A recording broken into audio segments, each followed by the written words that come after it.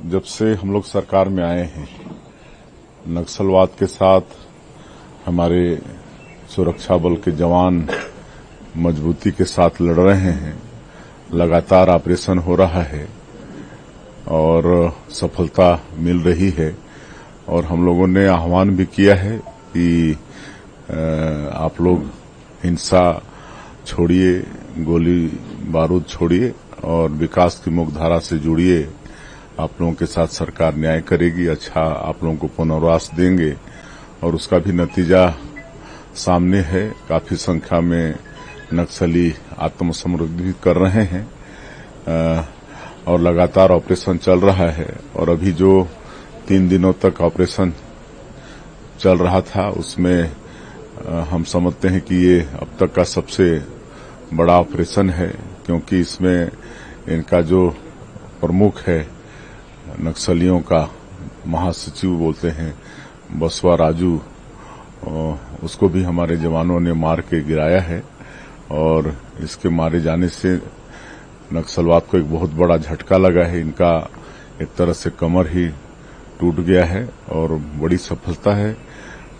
हम अपने डीआरजी के जवानों को बहुत बहुत इसके लिए धन्यवाद देते हैं, उनके साहस को नमन करते हैं। जिला नारायणपुर बीजापुर दंतेवाड़ा का सीमावर्ती अबुजुमार के जंगल में प्रतिबंधित एवं गैरकानूनी सीपीएम संगठन के जनरल सेक्रेटरी बसवराजू एवं अन्य सीनियर कैडर की उपस्थिति के आशंका के आधार पर जिला नारायणपुर, दंतेवाड़ा, बीजापुर एवं कोंडागांव का डीआरजी टीम नक्सल सर्च अभियान के लिए रवाना की गई थी। अभियान के दौरान आज दिनांक 21 मई को प्रातः 7-8 बजे से लेकर लगातार डीआरजी टीम एवं माओवादियों के बीच में मुठभेड़ हुई। मुठभेड़ के उपरांत सीपीएम माओवादी संगठन के जनरल सेक्रेटरी बसवराजू सहित कुल 27 माओवादी कैडर का डेड बॉडी सुरक्षा बल द्वारा रिकवर की गए थे। घटनास्थल से काफी बड़ी संख्या में AK-47, SLR, इंसास, कार्बाइन जैसा ग्रेडेड वेपन्स भी बरामद किए गए थे। आसपास इलाका में अभी भी सर्चिंग जारी है। मुठभेड़ में जो मारा गया सीपीएम माओवादी संगठन के जनरल सेक्रेटरी विगत लगभग 40-45 वर्षों से काफी एक हार्डकोर कैडर के रूप में नक्सल संगठन में सक्रिय थे और विगत 2-3 वर्षों से सीपीएम माओवादी संगठन का जनरल सेक्रेटरी के रूप में तब गणपति जो 25 वर्ष तक उन्होंने जनरल सेक्रेटरी रूप में थे। उसके पश्चात 2022-23 से बसवराजू जनरल सेक्रेटरी रूप में काफी सक्रिय रूप में जितना भी जो सुरक्षा बल के खिलाफ जो वारदात हुआ, घटना हुआ और अन्य जितना भी माओवादी संगठन द्वारा क्षेत्र के जनप्रतिनिधि से लेकर सुरक्षा बल के जवानों से लेकर अन्य जितना भी बड़ी बड़ी वारदात रहा, सब में इनका सक्रिय भूमिका रहा, इनका कॉन्स्पिरेसी में शामिल रहा। और मूलतः रहने वाला श्रीकाकुलम जिला आंध्र प्रदेश का और अभी वर्तमान में एज प्रोफाइल उनका लगभग 70 इयर्स का है। और जैसा बीटेक ग्रेजुएट के रूप में भी उनका एजुकेशन प्रोफाइल का जानकारी प्राप्त हो रहे थे। सभी संपूर्ण जानकारी का हम तस्दीक भी कर रहे हैं। और सीपीएम माओवादी संगठन का जनरल सेक्रेटरी रहने के नाते उनके ऊपर लगभग सभी एलडब्ल्यू स्टेट्स में 1 करोड़ से अधिक उनके ऊपर इनाम भी घोषित रहा। और वारदात के हिसाब से देखा जाए तो लगभग 150-200 वारदात से अधिक इनका भूमिका रहा, प्रत्यक्ष रूप से या अप्रत्यक्ष रूप से। और संपूर्ण इनके बारे में प्रोफाइल और जैसे मुठभेड़ में मारा गया अन्य माओवादियों का भी जानकारी हम इकट्ठा कर रहे हैं।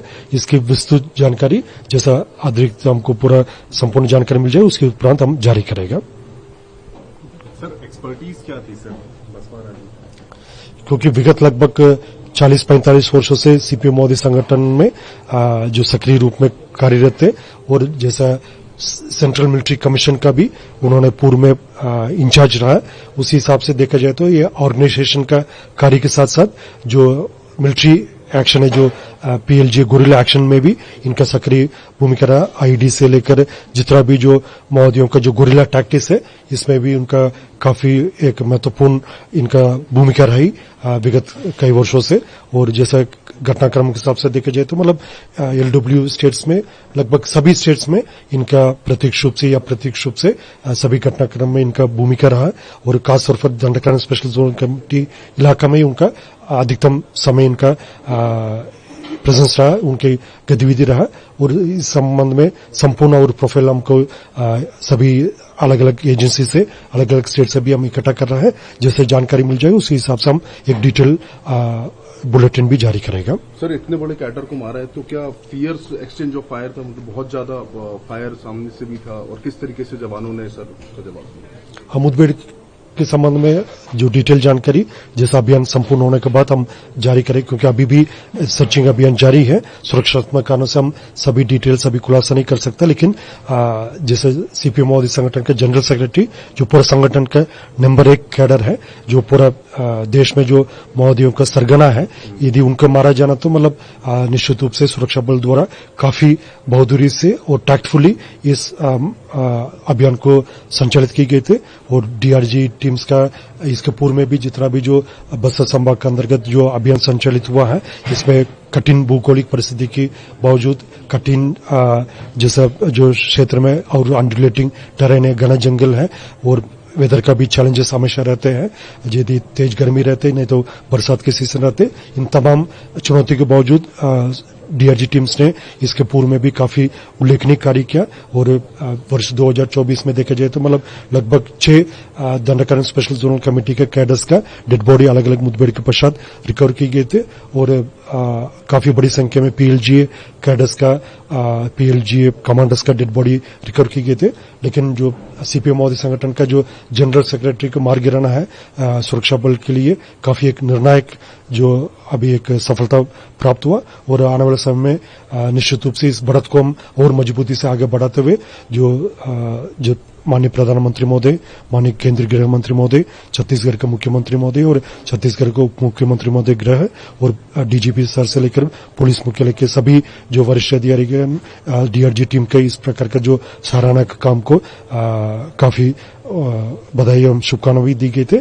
और बस्तर संभाग के अंतर्गत जितना भी जो हमारा सुरक्षा बल तैनात है, जैसे केंद्रीय अर्धसैनिक बल के हिसाब से देखा जाएगा CRPF, BSF, ITBP, cobra, SSB और स्थानीय पुलिस बल जो डीआरजी, बस्तर फाइटर्स, एसटीएफ और सीएफ और तमाम सुरक्षा बल द्वारा काफी बेहतर कोऑर्डिनेशन के साथ अब तक सभी अभियान को अंजाम देते आया, जिसके परिणाम भी काफी सकारात्मक रहा। और देश की जनता के बीच में एक उम्मीद अभी जग गई है, बहुत जल्दी ये नक्सल समस्या समाप्त होगा और बस्तर क्षेत्र के शांति व्यवस्था स्थापित होगा और एक नया आइडेंटिटी भी हमको प्राप्त होगा। सर, मतलब अब नीचे के जो बचे हुए हैं सर, क्या लगता है कि ये लोग नया नेता चुनेंगे या फिर मतलब क्या टैक्टिक्स होगी? अब इन लोग कौन हो सकता है सर नया? सीपीएम माओवादी संगठन देखा जाए तो विगत कई वर्षों से बिल्कुल दिशाविहीन और नेतृत्वहीन हो चुकी है। डीकेएसएफसी जो सचिव रमानाम की मृत्यु के पश्चात कई वर्षों तक वो अपना जनरल सेक्रेटरी डीकेएसएफसी के लिए घोषित नहीं कर पाए थे। अभी भी किसी भी जो ऑफिशियल जो माओवादियों का प्रेस रिलीज में अभी तक हमने डीकेएसएफसी के जनरल सेक्रेटरी का नाम देखने के लिए नहीं मिला है, क्योंकि पूरा संगठन अभी काफी बैकफुट में है। उनका पूरा स्ट्रक्चर कोलैप्स हो चुकी है, संगठन दिशाहीन और नेतृत्वहीन हो गई। इसलिए हमें कोई उम्मीद नहीं अभी संगठन रिव्यू कर सकता है और जैसा शेष अन्य जितना भी जो उनका लीडरशिप है वो हमारा टारगेट में है और बहुत जल्दी उनका भी सफाई हमारा सुरक्षा बल सदस्य द्वारा की जाएगी, इसमें किसी प्रकार का कोई संदेह नहीं।